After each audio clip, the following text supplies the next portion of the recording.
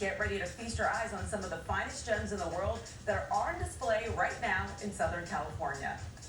California Live correspondent Layla Muhammad is live at the Natural History Museum of Los Angeles County to give us an up-close look at these 100-carat treasures. And Layla, is this the first time the public is getting to see these jewels?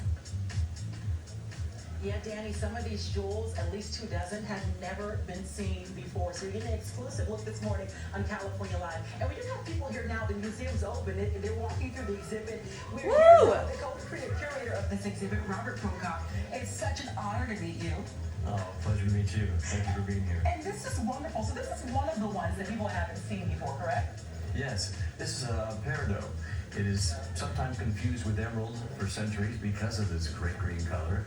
And we even actually find this even in meteorites and in lava. Very unusual, beautiful stone. And talk about how this partnership came to be. How did you work with the Natural History Museum of LA County to bring this exhibit to life? Well, I've been in a few different museums that I've participated in, the Smithsonian, Tower London, and being in my hometown and meeting Dr. Aaron, why shouldn't I be doing this right here? And being such a great scientist, and also this museum really understanding the science of how rare gems help us understand how our world has been formed. Now, we're outside the vault. We're going to go ahead and start heading in that way. And I'll talk with Robert a little bit more about what people can expect when they come here and head into the F.C. Hickson Gem Vault. Well, they're going to see some of the rarest gems in the world. Most museums might have one gem that's 100 carats. This is very unusual that we have 17 just in this vault. And every single one, the criteria that it's all natural, they're all over 100 carats and they're all gem quality. And none of them have been seen inside this vault before, except this particular diamond, the Yonker diamond. The Yonker, this is 125 carats? And this was cut by Harry Winston back in the 30s, then owned by the King of Egypt. Then it ended up with Princes of Nepal. Wow. Sold anonymously through auction in the 70s, and it's the first time it's appeared now since then. That's amazing. It's so beautiful. It's so brilliant. You know, I think when people talk about diamonds, they talk about, like cut and color and carat. I'm like, this is what we're talking about. I want this, exactly. And the one back here, this is the Crown of Columbia. Tell me about this one. This is the largest fine quality emerald we know that it has ever been discovered. And it's recent discovery in the last couple of years. And from Colombia, we find these gems that are in the Muzo Valley area. It has this amazing color green. As you can see, we propped it up and had the light come in through it so you can see its natural inclusions. And what makes a gem fine is because it has that layout of disbursement of color, its clarity, and its brilliance. Mm-hmm. You said before, too, each stone has its own personality. Tell me about that.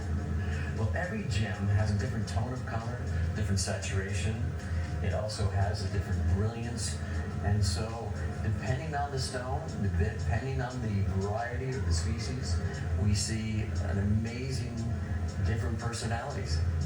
And that's how we actually look to see how do we mount a gem because they each have their own personality. Where do they want to be?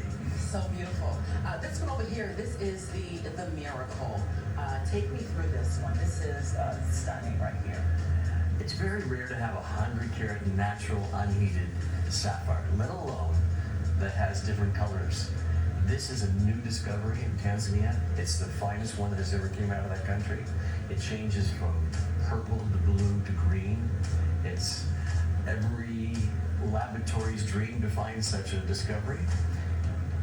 And when being studied, every laboratory says, I think it's a miracle. We've never seen such a stone like this. Part of your story, too, is you started in your teens when you realized that this is something I want to do. How did you go from, working in a pawn shop to doing all this, Robert? Well, worked my way through university, buying and selling gems and small ones. And I really was fascinated by the cutting of it and repairing sapphires, repairing diamonds. And then I was taught by some great masters. Gabby Tokas, he taught me to cut diamonds. He cut the largest diamond in the world. And I went to places in Colombia to teach from masters there how to cut emeralds. So I've been very blessed of being from some great mentors and masters in our business. So it just became a passion, and the treasure hunt is everything, and it's still a passion. And real quick, you also work with charity. You give back. You work with your Brooke Shields and Angelina Jolie. Tell me about that. Well, with Brooke Shields, we have shelters right here in Los Angeles. And so we have collections together, and 100% of it goes to building more shelters. And with Angelina, we built some schools around the world, our EPCC, Educational Partners for Children in Conflict.